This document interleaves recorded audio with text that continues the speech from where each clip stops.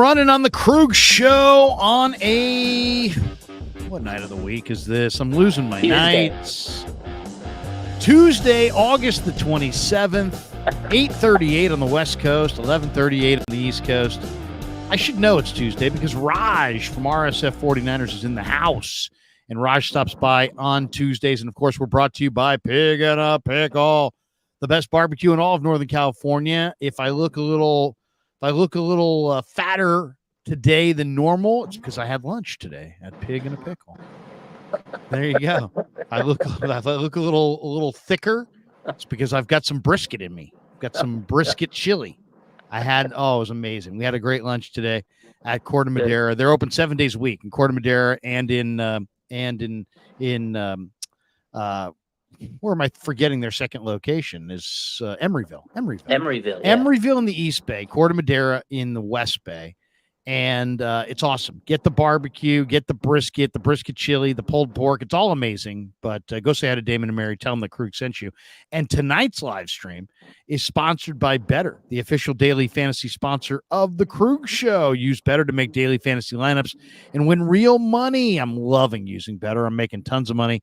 Everyone who signs up with the code Niners, Niners, and places a contest and automatically is entered to win a Brock Purdy jersey in your size. That's right. We've yet to order it, but we will. Download the app below. Make sure you use the promo code Niners to get the first deposit matched up to $250. Who doesn't want $253?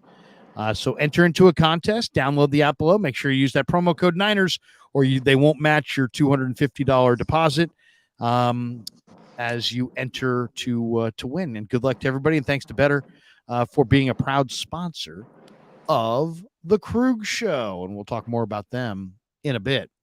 And of course, we should also not fail to mention that we're brought to you by Sharp Corner Sports Cards and Collectibles, 205 Cypress Avenue in Pacific Grove along the Monterey Peninsula. My friend Anthony Catania is down there at 831-521-5264. Well, today, huge day around the NFL, as today was Cutdown Day. Every team in the league had to pair their roster from 90-man camp rosters to the 53-man active rosters, plus a 17, well, it's really more of a 16-man practice squad with the one international designation. This year, I think the Niners international player, last year it was Alfredo Gutierrez, who was a great guy. This year, it's Isaac Alarcon, who played with the Cowboys, and you might even remember him from Hard Knocks. He's a little bit better player than the players the Niners have had at this position in the past. I think he's a little bit better than Gutierrez. I think Alarcon potentially could play in the league, where Gutierrez, I think, was kind of maybe a little bit of a stretch to play. But I don't want to say anything bad about my guy because I really did love Alfredo. But today was a big day for the Niners. They had to pare their roster down, and they did. And Raj is here to talk about it. Raj, biggest surprise of the day for you as the Niners pared their roster down? What was the big surprise for you? Man, I honestly was surprised there's a couple, but Ronnie Bell they kept 7 receivers. I was like, whoa, yeah. 7. I mean, I know the Aiyuk situation's kind of like probably making them say, we might need an extra receiver just in case. But Ronnie Bell, but then I look at it, he's a good blocker. Kyle likes blockers, so it makes sense. If you can't do anything, and you can block, Kyle will like you. So I feel like that was a big surprise to me. They kept 2 tight ends, only 2 tight ends, and Jake Tongas was number 2. That was crazy. I want to take a victory lap on that one, but man, I did a video about the Niner cutdown, going into the cutdown, and I said the Niners will go with 2 tight ends, and you did. Man, I can't tell you the number of people who came out of the woodwork and like, well, first of all, this entire video has no credibility because anybody who knows the Niners knows that they will not be going with 2 tight ends, blah, blah, blah, blah, blah. Yeah. But you know what? The tight end crew they had this summer sucked. They were really, really weak. Braden Willis can't block anybody. Cam Latu was a terrible 3rd-round draft choice. Terrible. Tongas outplayed them, and he's not very good as a blocker. And Pline, they just decided to pickle jar him and get him to the practice squad. I think he's almost a lock for their practice squad. Yeah, absolutely. By the way, the first practice squad commitment has already been announced. It's Tay Martin. And So Martin. Tay is coming back to the practice squad. But just looking at some of the players they cut today, I'd love to see. First of all, you can put some veterans on your practice squad. Mhm. So, you don't have to have all rookies. I wouldn't mind seeing, like Ben Barch, Chris Hubbard, T.Y. McGill, Trent Taylor, Yes. Tracy Walker III, Rock Ya-Sin. Yeah. And then from the younger group, I would love to see an Evan Anderson, a Jalen Graham, a Jarrett Kingston. Yes. Maybe a Jalen Mahoney, a Tanner Mordecai, a Drake Nugent, a Mason Pline, a Cody Schrader, a Samuel Womack. Those are the guys I'd like to see on the practice squad. But I think a lot of these guys are going to get picked off. Like, I think Womack is going to get claimed by somebody else. I think he's going to go somewhere else. I think Cam Latu is going to get picked up by somebody else. I hope he does, because this tight end group, Larry, was so bad this offseason. They were bad, yeah. Again, Jake Tonkus wasn't horrible, but it's not like I didn't think he was going to make tight end 2. That's why I was surprised. Like, well, I thought Eric Saubert was going to be tight end 2, so I was a little surprised. I think most of the guys that you mentioned would probably come back on the practice squad unless they get picked up. Jalen Graham, Larry, we talked about this before we started. I was surprised. I thought he was good enough to make the roster. I don't think he's going to survive waivers. Somebody in the NFC West, probably the Rams, are going to pick him up, and he's going to be a starter there. That's the bad thing about the Niners, because they're so good at drafting linebackers and developing them. You're going to have an odd man out. And it's like Tatum Bethune was a dog in the preseason. You got to reward him. He was your 7th-round pick. Last year, Jalen Graham was a late-round pick. So it's like if the rookie this year outplayed him, and D. Winters, they liked him more, he was the odd man out. And Curtis Robinson had a heck of a camp. You can't get rid of him. He had a great camp. But the thing is, my whole thing is, what's the upside potential? I mean, Curtis Robinson had a great camp. I don't doubt that. I wouldn't try to take anything away from him. He did have a great camp. Yeah. But is Curtis Robinson have more long range potential from scrimmage than Jalen Graham? I don't think so. I don't think so. I think it's just because he played so good. It's like they wanted to reward him for his good play. I get it. And he was there last year. They developed him, but I knew Graham was in trouble, by the way. He's good, man. I knew Graham was in trouble. The other day, I asked the new DC, Sorensen. Mm-hmm. I said, what do you think? Tell me about Graham. I said, what does Graham need to do to ascend to the first team and win the starter's job? And instead of saying what he needed to do to ascend to the starter's job, all Sorensen said was, it's going to be a very difficult cut at linebacker. Oh, the writing was on the wall then there, Larry. So you kind of knew it was coming. But to me, at that point, I'm like, Jalen Graham's done. And I think it's short-sighted to go for Flanagan Fowles and Curtis Robinson over Jalen Graham. I think that was very, very short-sighted. I agree. I'm a big believer in Jalen Graham. I think too. Graham's gonna. I hope they can get Graham back. To me, there's a lot of pretty mediocre players, right? And mediocre players, you know what? They're, I'd like to see, Ben Barch and Chris Hubbard and Saubert and these guys come back and be on the practice squad or maybe even be on the active roster. But you're not winning the Super Bowl because of these guys. No, you're not. But some of these younger players like Womack, Cody Schrader, Pline, Nugent, Mordecai, some of these younger Jalen Graham, I think Evan Anderson, you may be winning a Super Bowl because of somebody on that list eventually. So I don't know. Personally, I'm a personnel guy, and I always take the long range view. I'm not a coach. See, I would be the guy arguing for Evan Anderson. I'd be the guy arguing for Jalen Graham, and the coaches are the ones who are going to be arguing for the guys who are, playing some role on special teams or help you win today. I'm more concerned about building, a team that's going to be, good into the future. And I don't like these specialist players as much as the guys who I'd rather have a young ascending player that is going to play from scrimmage than a career special teamer.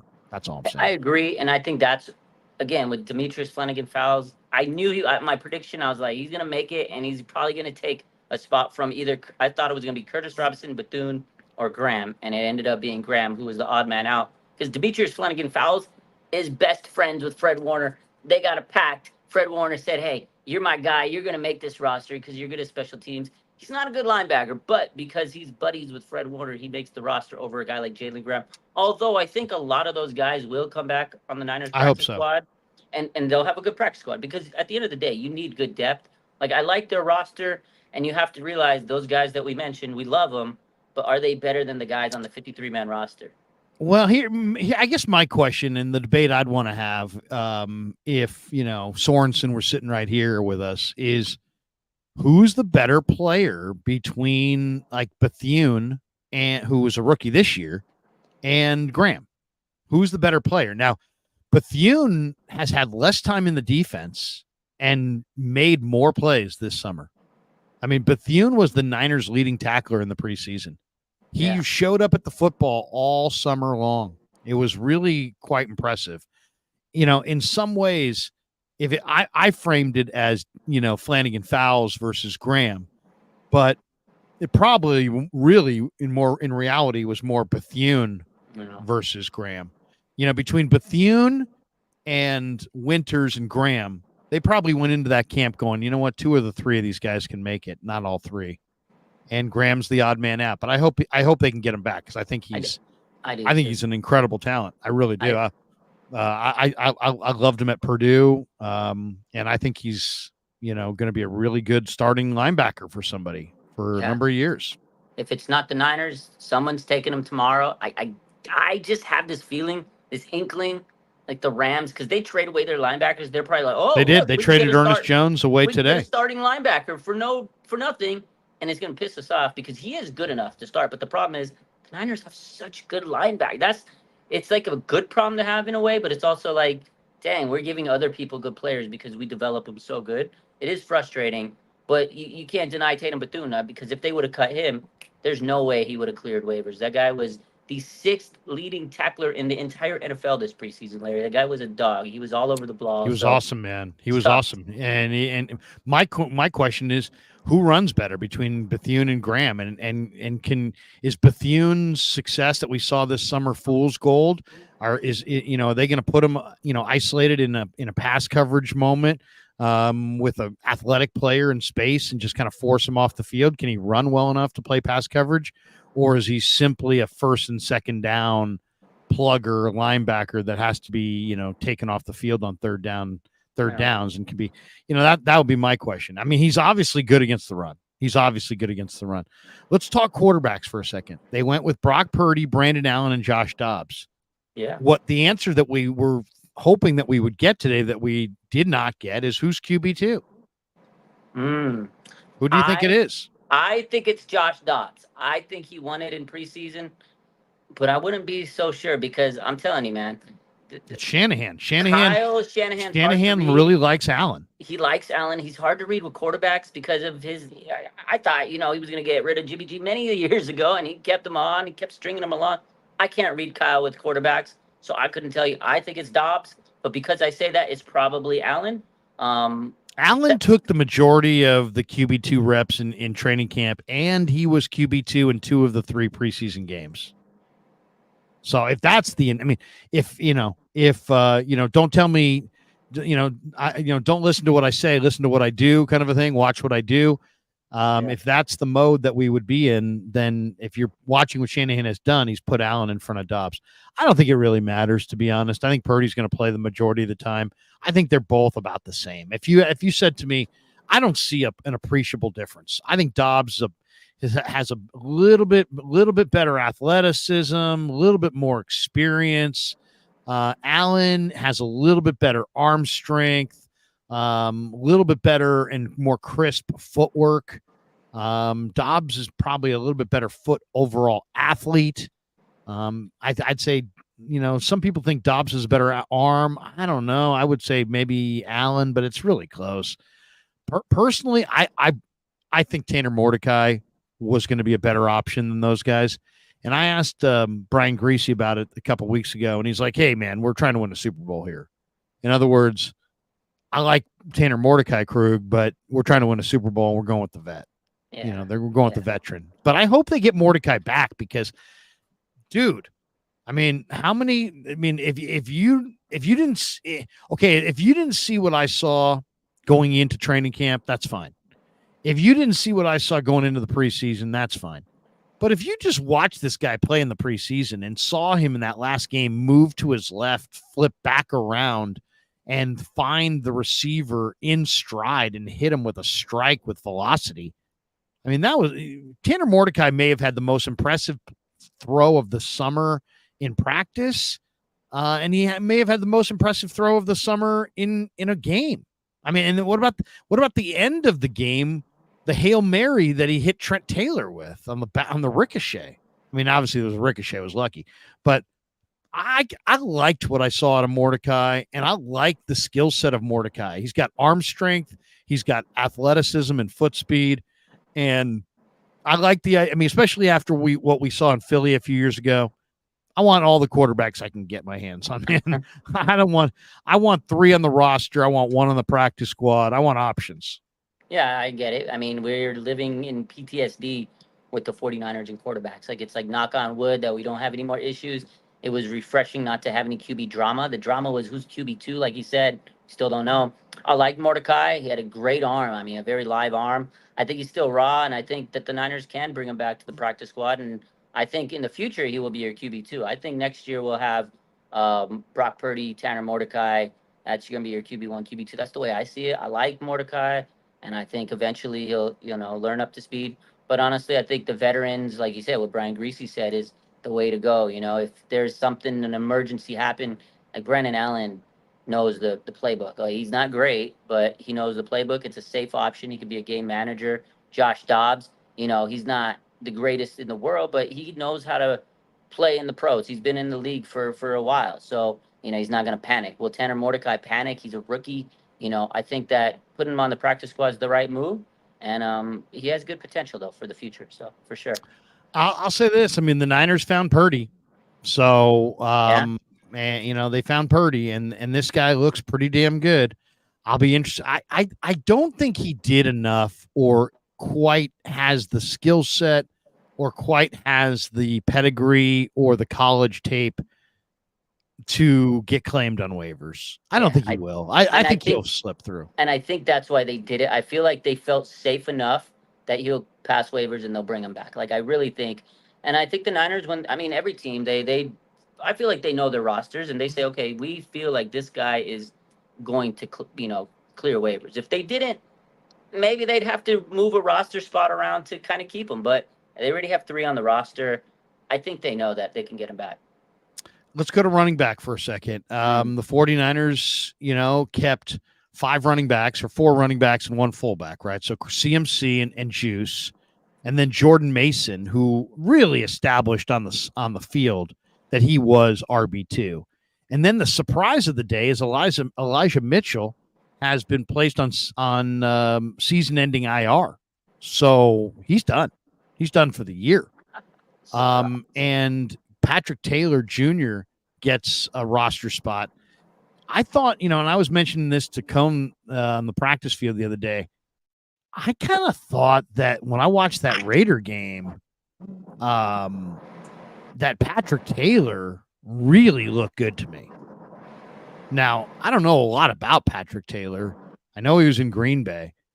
But you're talking about he had a great looking run in the third quarter of that Raider game, where he showed balance. He's got size. He's got a little bit of speed. He's got some wiggle. I mean, he's not a straight line guy. He can catch the ball. I know he's a special teamer, and you got McCaffrey, and now Mason's probably going to get some run this year, especially in the red zone. You got Juszczyk. You got Garendo as your kickoff guy, maybe Cowing as your punt return guy. But I liked what I saw from Patrick Taylor the longer the preseason went. And I'm a little surprised. If you'd asked me a week ago about the running backs, I would have for sure put Mitchell on there and Taylor off. And I just figured Taylor would be on the practice squad. But now with the injury to the running back, I mean, there's no question you're going to lose Mitchell to a season-ending injury here. That opens it up for Taylor. So what do you think of the 5 backs they went with? I mean, I was pretty certain Elijah Mitchell was making this team just like you. I was surprised. I mean, last week they reported that he came back to practice. I know he had the hamstring, but I didn't know it was that serious. I feel bad for Elijah Mitchell. I think we might have seen him for the last time in a Niners uniform. And that's unfortunate. You know, a couple years Free ago, agent at the end of the year. Right? Yeah, he's not coming back. They can get running backs, dime a dozen. They got Cody Schrader, who they'll probably put on the practice squad. They'll build him up and develop him like they do with everybody else. Jordan Mason, a hell of a story a couple years ago, undrafted. Now he's running back too. Great for him. Patrick Taylor, I was surprised. I didn't see it. He did have a good preseason in camp. He's a special teamer. We talked about that. The Niners really value their special teams, so I think that's why he made it. Garendo, he's their return man. He won that job in one game. He said, look, I'm your return man. Kyle loves him. He's got great speed, shot out of cannon. But Elijah Mitchell, man, this guy, the fall off needs to be studied, Larry. This guy led the team in rushing. He was the rookie rushing career leader in 49ers history. Like, he set a record in his rookie season. The hype was amazing. And now he's on the injured reserve yet again for the season. I could not believe it. I mean, he's a great talent, but you know what? He runs upright. Yeah. And when you run upright, you take hits. And when you're small and you run upright, you take hits. I mean, it just doesn't add up. It just doesn't add up. I mean, the Niners had a guy a few years ago they drafted out of Bama named Glenn Coffey. Yeah. And he was another guy. I mean, he ran totally straight up and took monster hits and wasn't big. It's like, that's not a good combination. If you run straight up, you better be Derrick Henry. Yeah, you better be Derrick Henry. You better be Eric Dickerson. You better be 6'3", 220. You know, you better be a horse. You better be, who runs upright is, remember the Raiders had that running back from Central Florida, Murray? Oh, yeah. Latavius. Yeah. Latavius, yeah. He had a weird, upright running complete. Total straight. Yeah. Straight up. I mean, literally standing straight up. Took some monster hits. When you run straight up, you take huge hits. Yeah. Sean Turner says, roll the tape on Larry gushing about Graham, Mordecai, Pine, Nugent, Schrader. How'd that go, Larry? I'll say this. I still would gush about every single one of those guys. They're good. I think Graham's a starting NFL linebacker. I like Tanner Mordecai. I think Tanner Mordecai is going to be a backup NFL quarterback. This kid Pline is 6'8" with great hands. Didn't catch a ball, didn't drop a ball all summer. Has 10.5-inch hands, is a mechanical engineering major, and can reverse jam a basketball. I think Pline's going to be damn good. Nugent is legit NFL center. Yeah. Schrader's more of a try-hard guy. But those five guys, I would not backpedal off of any of my enthusiasm for those guys. I believe now the Niners have a loaded roster. There's no, if this were year one of this regime, Graham would start at linebacker, Mordecai would be in the mix at quarterback, Pline would be a player at tight end, Nugent would start on the offensive line, Schrader would be a special. These guys would all made the team. But this is one of the most loaded rosters in football. And all these guys, I think, are going to wind up on the practice squad. And I think every one of those guys has a future. Schrader's future, I think, is just marginal. But the rest of those guys, I think, all have the ability to start in the NFL, though Mordecai probably more of a backup. I like those guys. And I'm not going to, Sean, I know you feel like you zinged me and you got me, but I put it up there because I want to make a point. I still believe in those guys. I want to say one thing, Larry. And anybody who knows my channel and knows me knows that I do know the players. And those players that you just listed there, those guys can all really play. Go ahead. Yeah. Go ahead, Roger. I just want to say, especially Drake Nugent. I honestly was so surprised. I thought Drake would. I know it was going to be close. And I know Nick Sakel was a draft pick of theirs. And I just don't see it with Nick Sakel. I don't see it. I think Drake Nugent's better. I was a little irritated. The O-line, honestly, without Trent Williams, I know they didn't have to put him on the roster because he's holding out or whatever. The O-line does not look good. Dominic Pooney's their best lineman on that roster. He's a rookie. It's kind of crazy. He looks great. He looks amazing. I'll say this, to me, the real bright spot this summer was the fact that Kingston, Pooney, and Nugent, I think they went 3 for 3. I think Nugent is an NFL center. I think Kingston is a decent NFL guard, and I love what I've seen from Dominic Pooney. I think Dominic Pooney is going to be a 10-year player in this league. So we'll see. We'll see where it goes. We'll see where it goes, because Nugent, I don't know if you saw Coach Yak, but he put out Nugent's numbers in the preseason. They were awesome. Yeah, he didn't give up a sack, didn't give up a pressure, had a really, really good grades. And this guy was a 3-time team captain at Stanford. I did the pregame show, so I interviewed him a couple times. And then he went to Michigan, and he was a starting center on the best rushing offense in all of college football. All-American, first team, all Big Ten center. So the guy's pretty good, and he graded out really well this preseason. So we'll see. I think, can the Niners get him back? Probably. I think so. Maybe not. There might be some team that's super hot to trot on a couple of these guys. Yeah. Okay, a couple more here. Let's go to some of the starred chats. We got this one from DeBig. He says, surprised Ambry Thomas and Mitchell still on the team. Not happy about Allen over Mordecai. I understand Allen over Mordecai the same way I would understand Dobbs over Mordecai. I personally think Mordecai, like if you said to me, you got one game to win and you can have Josh Dobbs, Brandon Allen, or Tanner Mordecai starting for you, I'm taking Tanner Mordecai. Josh Dobbs is 3-11 in 14 NFL starts. Brandon Allen is 2-7 in 9 NFL starts. So to some degree, these guys have shown you who they are. Tanner Mordecai's never lost a game, so maybe you're right. Yeah, Mordecai's undefeated. We got this one from Frank Tom Ocean. Shout out to the legend Raj and the myth himself, LK. I'm so ready for the regular season. Over the drama and the contracts. Let's get this ring. I like it, Frank. I like it. Sean Turner said, bring me Frank Gore Jr. Ooh. So there you go. Frank Gore Jr., one of the people cut today by the Buffalo Bills. Frank Gore Jr., for those of you who don't know or not familiar with Frank Gore Jr., obviously Frank Gore's son. He played at Central Florida, I believe, and he played well. And then I saw him in the East-West Shrine game, and he ran a trap off the left side in the first quarter for a touchdown. He looks exactly like Frank. His running style is the exact same as Frank's.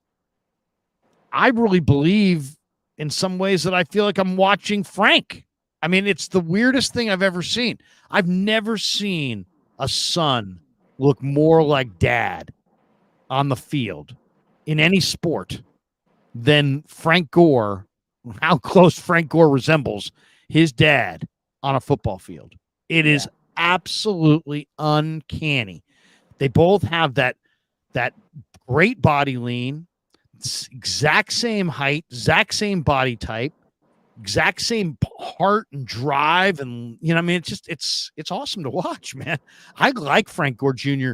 and you guys know me. I like Cody Schrader quite a bit as well, but I got to be honest. I think Cody Schrader is a try-hard guy who's borderline NFL athlete. Oh. And I think Frank might be kind of a little bit in that same category, but I kind of would prefer Frank, I think. Frank Jr. to Cody Schrader. They're both good running backs. I like them both. I would like to have both those guys on my practice squad, and I love the heart of both. But I kind of like Frank's kid a little bit better. He has a little bit better body lean. I think he has a little bit more explosive speed. I think he has a little bit more power and tackle breaking ability. I don't know. There are other people that I'm sure would feel the other way, but what do you think? Should the Niners sign Gore's kid who was cut and put him by Buffalo and put him on the practice squad? I mean, if you can clear waivers, the Niners have the opportunity to do the craziest thing, right? To do the craziest thing. They can go and sign Frank Gore Jr. for the culture, Larry, for the culture. Do it for the culture. You put him on the practice squad. I think you could everybody would be hyped up. Frank Gore is on the front office. You bring him in, it would be amazing for the culture. Like, would he make the roster 53 man? No, because everybody else ahead of him is better. But he's a raw talent. He runs literally like his dad, like you said. It's kind of crazy. He played pretty well for Buffalo, but I mean, obviously not well enough for them to make him. I think somebody's going to claim him before he clears waiver. But if he does, I would love to see the Niners bring him in for the culture, Larry. For the culture, do it. That would be so much fun. Can you imagine having Frank Gore Jr. on this roster with the Niners? Come on, man. Just do it. Well, I mean, it would be cool for sentiment, but also this guy can play. He's good. And, yeah, he can play. There's no question in my mind that he can play. With the Niners development team, running backs, come on. It's a no-brainer. Trent Williams. We haven't seen him yet. He's underpaid by tackle standards. He's making, his AAV, I think, is 25.8 AAV for the final 3 years of his deal. There's no more guaranteed money though left on the deal, and his money this year is 20. Next year 23, and the year after that it goes up. What do you think? I mean, is Trent going to sign? Is he not going to sign? Is he going to be here? I mean, this is a major question. I mean, in some ways, I feel like the Niners need to be slapped around a little bit for the way they've handled these negotiations. I mean, you're in your Super Bowl window and you're screwing around trying to make all the contracts work and trying to get everybody paid. And it's like, you don't think there's going to be a price to be paid for not having Trent in camp, not having Aiyuk in camp? I just feel like, they need the schedule says they need a hot start, and they don't seem like they're operating as far as the negotiations here with the kind of urgency that says that's their reality. It almost is like they think they've got an easier back end of the schedule than I do. Yeah, it is a very, very precarious situation, and it's getting, the more it gets closer to week one, I'm getting a little bit more nervous. At first, I was like, oh no. Last week, I was like, he probably just didn't want to come and do training camp and practice, whatever. I get it. Now, I'm a little worried because Jacina Anderson, the little report this morning, yesterday, the report saying that he literally just doesn't want to play without a contract. I mean, we kind of figured that. He said he wants to get paid. He wants big money. He wants his guaranteed money. Like, he's putting pressure. And, I mean, it sounds like he's saying, look, if you don't pay me, I can just retire, which I've kind of been thinking over the last couple of months when this, started to happening. I was like, he doesn't have much to play. If he doesn't want to, he can right off in the sunset be a Hall of Famer. He wants the championship, but he's 36. He wants to make sure he's getting as much as he can. He knows that he's the offensive line. Without him, he can laugh at them. I think, obviously, like you said, the 49ers' urgency wasn't there in this, and now they're like, oh, wow, this is real. We thought we were going to be able to get this done. Obviously, the Brock situation for next year is something that hangs over their head. I feel like this is going to be like the Chris Jones situation with the Chiefs last year, right? And no sense of urgency. He kept saying, pay me. I'm holding out. Week one comes. He didn't play. And they saw how bad they were without him. They were like, oh, God, they paid him literally the next day. I think that's what's going to happen with Trent Williams. If he doesn't play week one, Larry, and they don't pay him, they're going to see how bad they need him, and they're going to pay him the next. They're going to be like, do whatever you want. I think that's how it's going to work out, and it's ridiculous to me. Well, I mean, beyond ridiculous. Let's talk about what it is for Brock. I mean, the Niners better get real here. They're facing a New York Jets defensive front. Robert Saleh is a pretty good defensive coach. And I don't know, this just in, I know Hassan Reddick did not report to camp, but guess what? They've got Michael Clemens. They've got Will McDonald. They've got other guys, not to mention Jermaine Johnson, Quinnen Williams, Javon Kinlaw, Leonard Taylor's had a nice summer. Solomon Thomas can rush the passer. They can go after you. I mean, they absolutely can hunt quarterbacks, whether they have Reddick or not. I mean, they lost Bryce Huff to Philly in the offseason, but I mean, still, you're going to put Jalen Moore out there and potentially get Brock Purdy knocked out in week one. I mean, that just seems very, very short-sighted. I don't know, man. I'm not sure if I would sign off on that one, but it's a lot. It seems like the Niners are playing for keeps on these negotiations, and they're feeling the pressure or feeling the crunch of Purdy's contract a year from now, and they can't get to the finish line. They cannot get to the finish line with Parag on these deals as the point man. And I don't know if Parag's to blame, if it's Aiyuk's camp, if it's Trent's camp, if it's the players themselves. I don't know. But we cannot get to the finish line. And if you said to me, what do you think is going to happen with Aiyuk? Well, when you look at the distance that they're apart, which is not much, and what they're supposedly kind of negotiating about or over. It seems so freaking doable. But the fact of the matter is, it's the 27th of August, and it doesn't seem like it ever gets closer to completion. And I'm starting to think that maybe Shanahan doesn't like Aiyuk. Maybe Aiyuk doesn't want to be a Niner. Maybe, I don't know. Maybe there's more. Maybe it's a little bit more personal than we're giving it, And it's just like, maybe Aiyuk just doesn't want to be here. Otherwise, I can't imagine that this thing would have been. To me, it should have been done by now. And the fact that it's not done by now makes me think that, there are some people that are still predicting on the eve of the season he's going to be a Steeler for a second and a third. I'm going to be really, really salty if that happens. I'll just freely admit that right up front. I'm going to be really salty because that's going to screw up their chances for winning the Super Bowl this year, and there will be no way around it. So I hope that doesn't happen because I don't want to be salty. I want to be optimistic, but I can't be optimistic if you trade Brandon Aiyuk on the eve of the season for a second and a third. How will you react if indeed that's what happens? I'd be sick, Larry. This whole situation has dragged on longer than it needs to be. They always have some dramatic contract situations. And now you got the Trent. So it's like double whammy, double drama. I'd be so pissed because, listen, just get it done. I think every day we hear some different report, and they're close, they're not. He wants this. CeeDee Lamb just got paid. Jerry Jones was like, I got to pay my receiver. He paid him a boatload of money. Like, is that going to affect how much Brandon Aiyuk wants now? Like, maybe the Niners were close. It's just getting to the point where I'm sure everybody's irritated with the situation. If the 49ers at the last minute just say, you know what, here we go, we're going to give you to the Steelers for a second and third, I'd be mad because these players have so much control over this trade situation.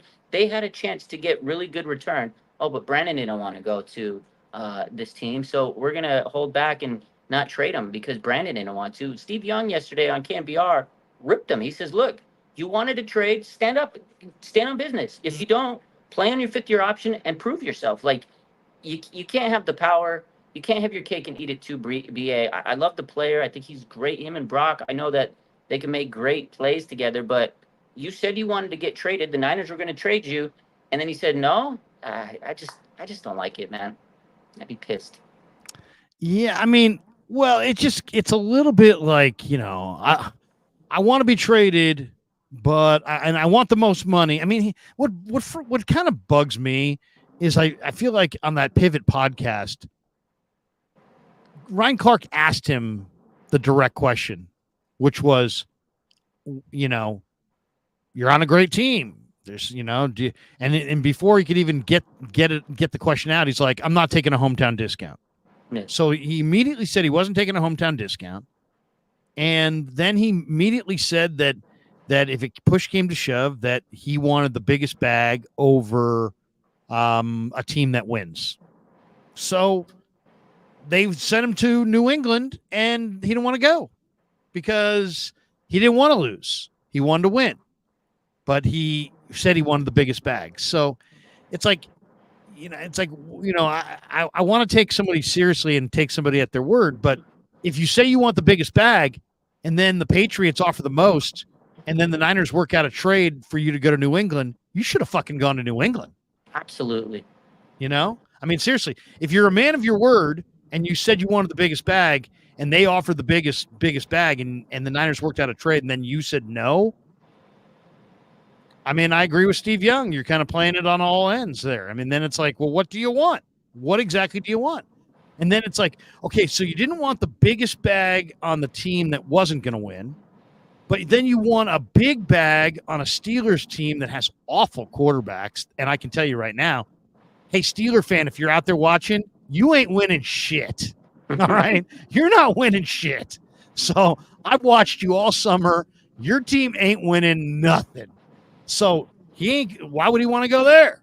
Because they're not winning. So it's like, you want to go get the biggest bag and be in a horrendous Patriots team? No. You want a big bag and go on a Steeler team that's not very good? It sounds like he may still want that. Then it's like, well, I want to go to the Commanders. Yeah, but do the Commanders want you? Seems like the Commanders are the only team that hasn't put forward an offer. So I don't know that the Commanders are really all that interested in Aiyuk. So then at the end of the day, it's like the 49ers are probably the only team that he could win the Super Bowl with this year. Yeah. And it just doesn't seem like he's all that fired up about playing for him. So I don't know. I don't know what to say. And what's really sick is if they bend to him, pay him the $30 million, and then lose him for like 7 weeks with some calf strain. That's going to be tough. That's going to be thing. That's the thing. Going to be difficult. You pay these players and then they don't. Debo, this season he got paid, he got hurt. All this stuff. He wasn't in shape. Bosa started slow. Like, that's the risk these teams take, and the Niners know that. I mean, I get it. The player wants his money. He's definitely awesome for this team, but I mean, at some point, you just got to draw the line. It's been the same broken record all offseason with these, Brandon Aiyuk and stuff. And again, to answer your question, where you said, like, how would I feel if they traded him to the Steelers? I'd be upset because they had a good trade with Cleveland. And if you didn't get that in return and now you're getting draft picks is not going to help you win a Super Bowl right now. They'll be nice later down the line, but you're not getting anything in return. At least Amari Cooper would have gave us immediate impact to absorb the loss of Aiyuk. So I'd be upset, man. I just want this to be done. Nothing stays the same. Okay, right now the players in that Niner locker room think there's a chance that Aiyuk moves on, but they also think there's a chance that he stays. If they trade him for a couple of 2025 draft choices and lose a couple games early that they shouldn't lose, you know the way it's going to go. It's going to be everything's going to come apart at the seams. The whole thing's going to be, the season's going to literally go down the tubes. They really, the players are going to be fine if they win. Whether they keep Aiyuk or not, the players will be fine if they win. But if they don't win and they move off of Aiyuk, then you're going to hear chirping, and then you're going to hear people talking about, well, we got rid of some of our best players at the start of the year, and I mean, it's funny. It's like there is kind of an interesting vibe around the Niners this summer. When I say interesting, I mean they've had a couple big high-profile holdouts. They've had a short off season. They lost the Super Bowl in a high-profile manner. There's a vibe about them this summer that they've got a roster that a lot of people are saying the last dance and this kind of thing. But I don't know. It just, to me, it does feel like there's a different vibe this year. Now, I kind of think of it as once you play in the Super Bowl and the NFC Championship game every year, like most of the guys on this team have for the last few years, it's hard to get it really fired up for July. That's my read on the Niners. I don't think they have any real issues that are severe. I just think that when you're on top, it's hard to get fired up for the beginning. Yeah, especially if you play late. Yeah, I mean, it's a grueling season. They've been going to big games, NFC Championship every year. They're tired. They'll get up for it when big games come. But I agree with one thing you said in that take is if they start losing at the beginning of the season and this situation is still dragging around, people are going to be, not just the fans. I mean, fans are going to let them hear it. Players are not going to be happy. They're going to be like, look, we need to figure this out so we can be all on a good page right now. Because right now, it's kind of a dark cloud hanging over the team. So I'm tired of it. I'm sure you're tired of it. I know the fans are. I've been reading the comments. Hopefully, I hope they get this figured out like ASAP. I don't know. I know.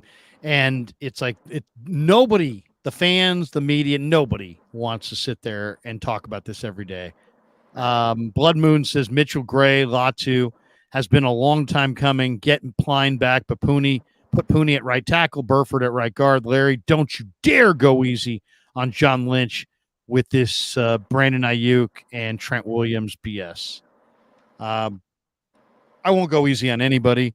We'll talk to him on Wednesday. So, we're going to get a chance tomorrow to talk to John Lynch. And what would you guys like? What question would you like to ask? I'll throw that out.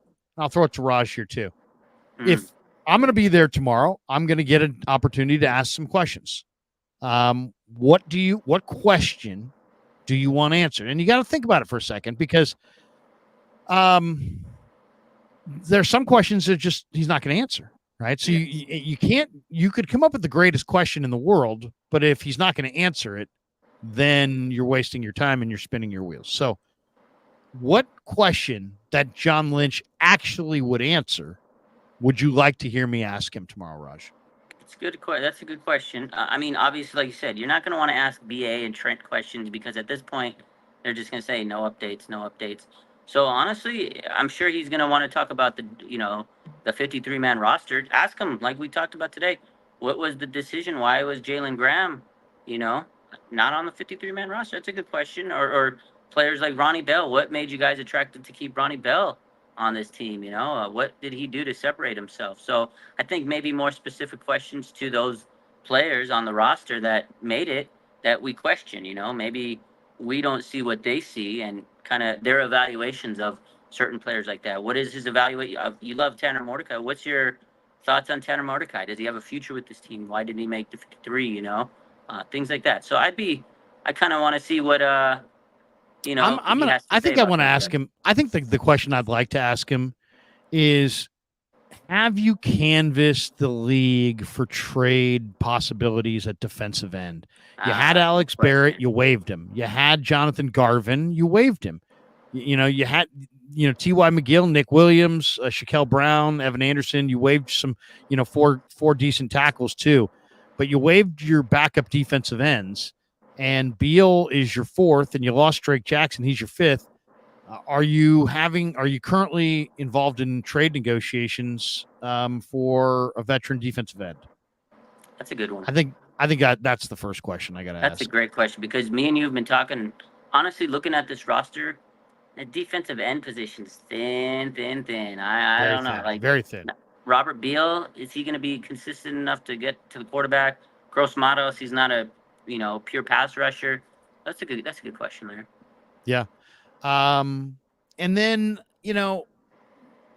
I guess I'm really happy that Garendo, found a way onto the roster because I was really excited watching Garendo in Vegas this week. Mm-hmm. Just the possibilities of what this guy can give you at that size and that speed. I thought that was really exciting watching him. Yeah. I was a little surprised. I got to be honest. I was a little surprised that they went with 7 wide receivers. I guess that's just because they really only have 5 because Pearsall and Aiyuk status. Yeah, that's true.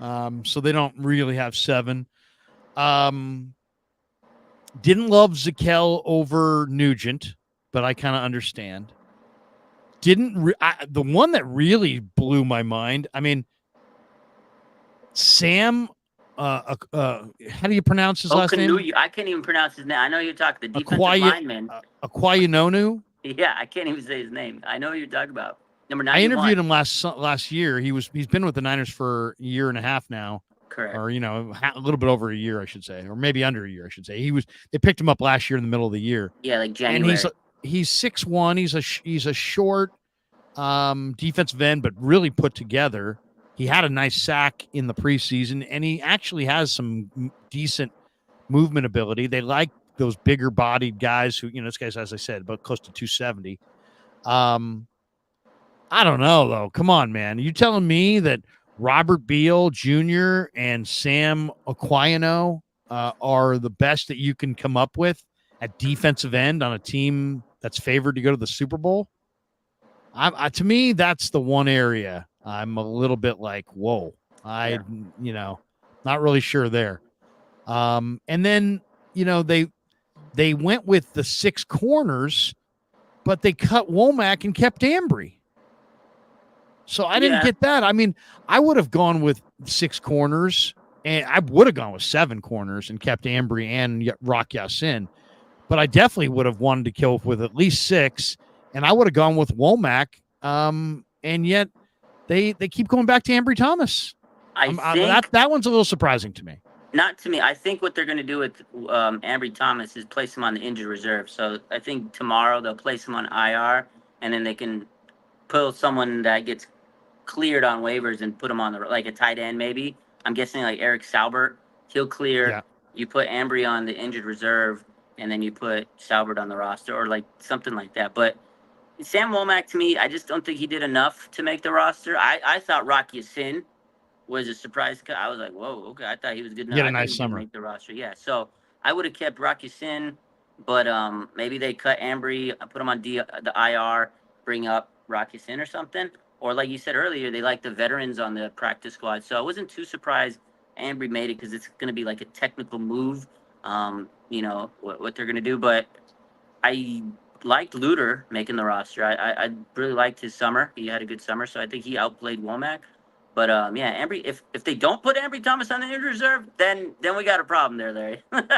All right, I'm going to go through some of the young players. You tell me if because like the veterans, Robbie Chosen, they just released him. The Trent Taylor, they just released him. The younger players, they have to put through waivers. So correct. I'm going to take the players who they put through waivers, and I'm going to say to you, do they clear waivers? And then if they clear waivers, are they back on the practice squad? Okay, so here we go. Danny Gray, does he clear waivers? Yeah. Is he back in the practice squad? Yeah. Okay. I think he clears waivers, but I think he's not back in the practice squad. Okay, I love it. Tay Martin, does he clear waivers? He got signed to the practice squad, I believe. Well, they've announced that he's going to head back to the practice squad, so we'll skip him. Okay. Cam Latu, is he going to clear waivers, or do you think clear? And he's going to be clear far away from this roster. He's not making that practice squad. I think he's going to get claimed. I think really? a 6'5",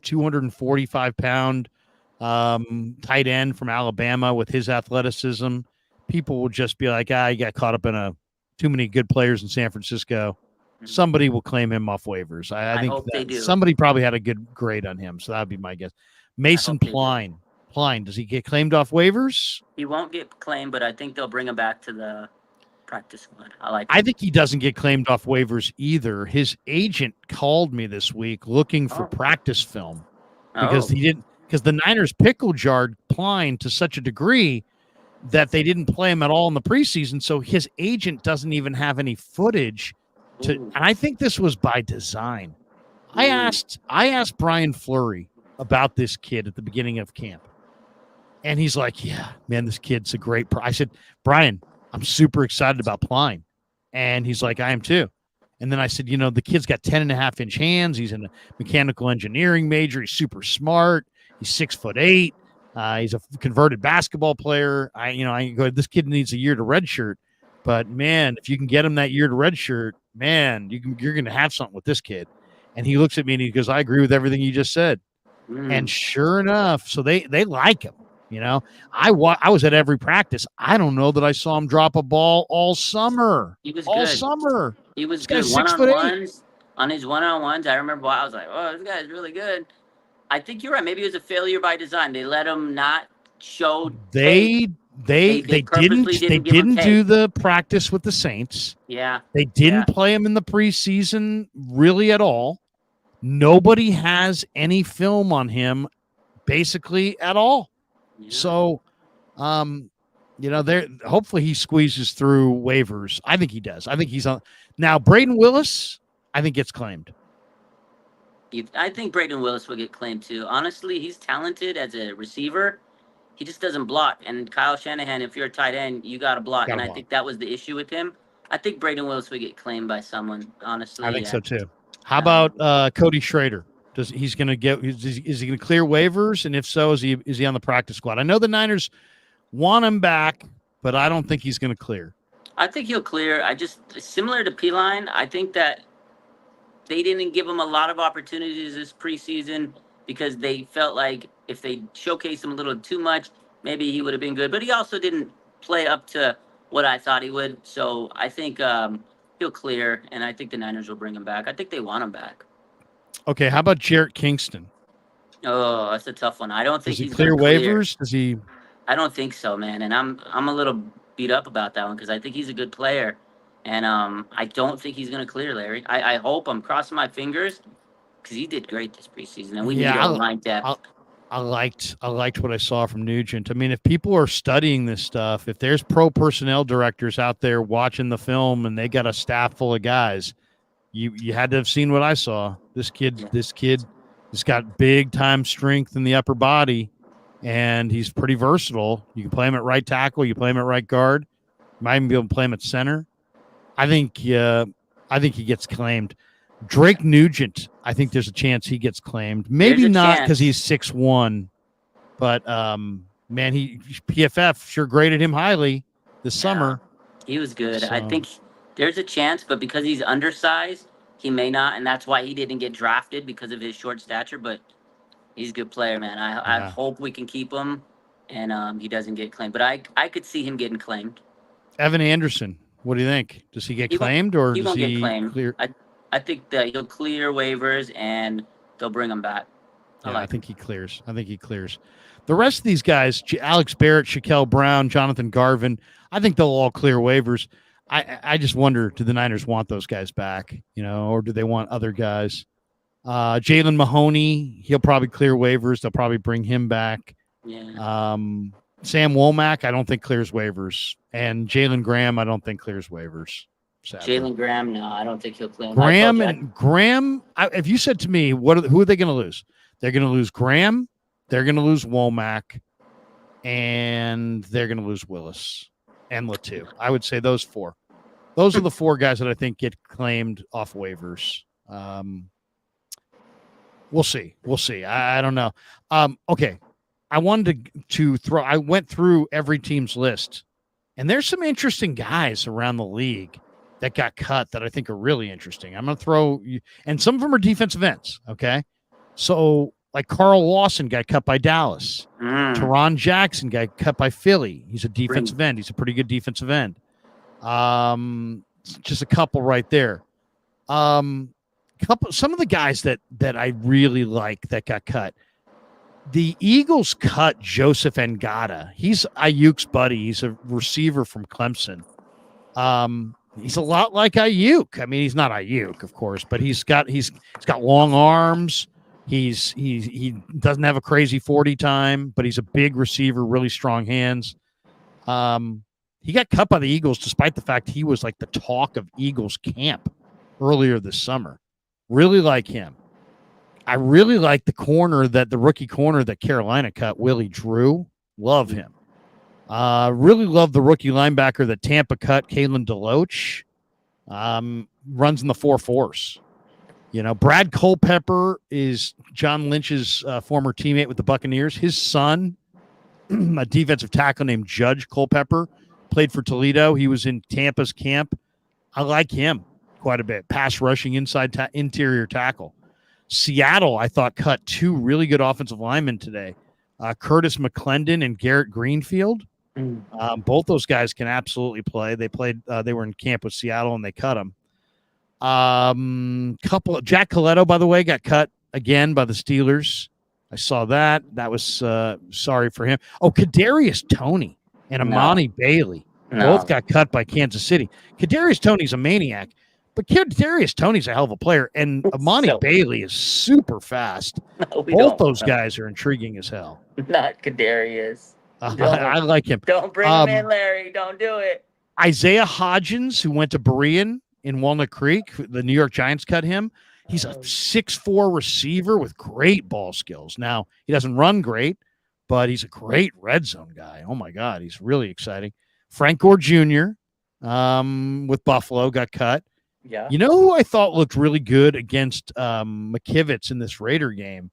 It kind of opened my eyes, and I saw him at Virginia. Was Charles Snowden, the Raiders' 6'7" defensive end, who was, really knifing into the backfield. He's a little on the undersized side. He's more of an outside linebacker size.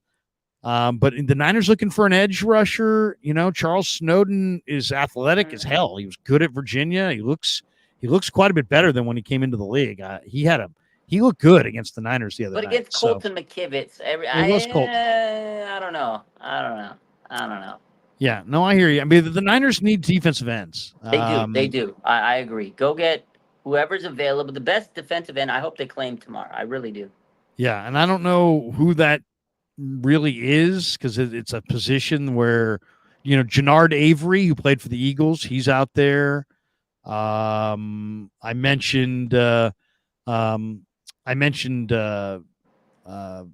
Teron Jackson, who played for the Eagles, Carl Lawson, who played for Dallas. I like Lawson. There's not a lot though. I'll say that, man. There are not a lot of edge rushers that hit the market. So, I mean, it just shows you that, man, that's why teams pay through the nose for edge rushers in free agency, because, man, they're hard to find. They're absolutely hard to find. And even though this entire league just trimmed from 90 to 53, there's no more than 3 or 4 defensive ends of note that were cut loose. So it's going to be a very, very, another guy, Andre Carter II, KJ Henry from the Commanders, a couple of the edge rushers that have been kicked out and are on the street right now, but not a lot. There's just not a lot out there. I agree. This is what the question was from Frank Tom Ocean. He says, ask John Lynch, what's our Super Bowl chances without BA and Trent? Oh. Think that's an argumentative question? I don't think you'll like that question, Larry. John, quick question. Do we have any chance at all without BA or without Trent? Larry, I'm glad you asked that question. Actually, I'm not. We'll see. We'll see. We hope to have them. Oh my God! I mean, at this point, I mean, any update just seems ridiculous. Anyway, all right. So we are brought to you by our proud sponsor, Better, and we appreciate Better being a proud sponsor of the Krueger Show. We'll tell you a little bit about them, but let's put our overlay up there. Hey, there we go. This live stream is sponsored by Better, the official daily fantasy sponsor of the Krueger Show. Use Better to make daily fantasy lineups and win real money. I'm loving using Better. I'm making tons of cash. Everyone who signs up with the code Niners, NINERS, and places a contest is automatically entered to win a Brock Purdy jersey in your size. That's right. We're going to order it, and you're going to tell us what size you are. We're going to order it for you.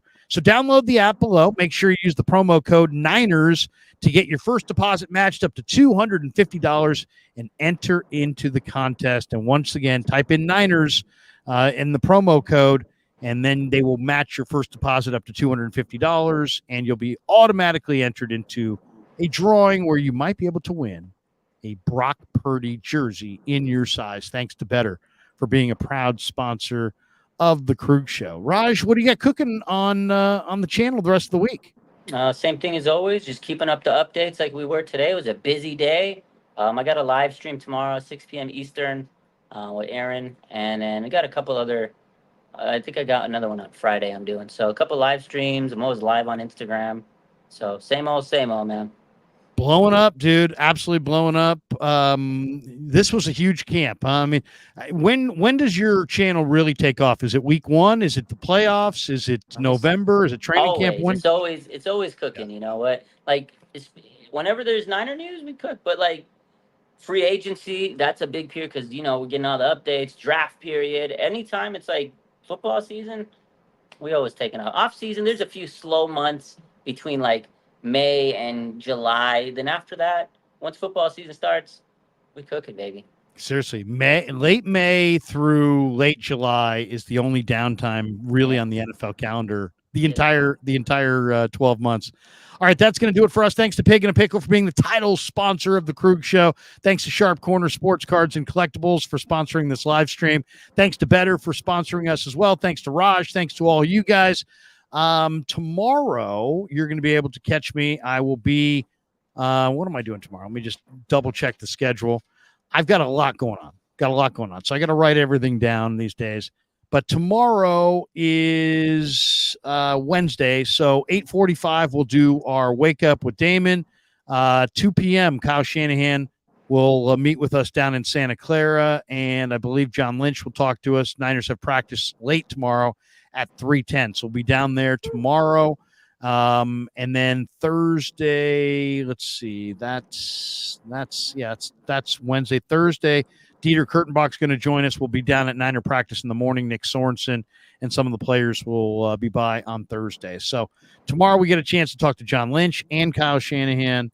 And I'll do a live stream tomorrow morning at 8:45. So it's a quick turnaround. Raj, have a great night, man. We'll talk to you next week. Go Niners. Sir, go Niners. Thank you, Larry. Peace. Yeah, never met a man I've been scared of. Can't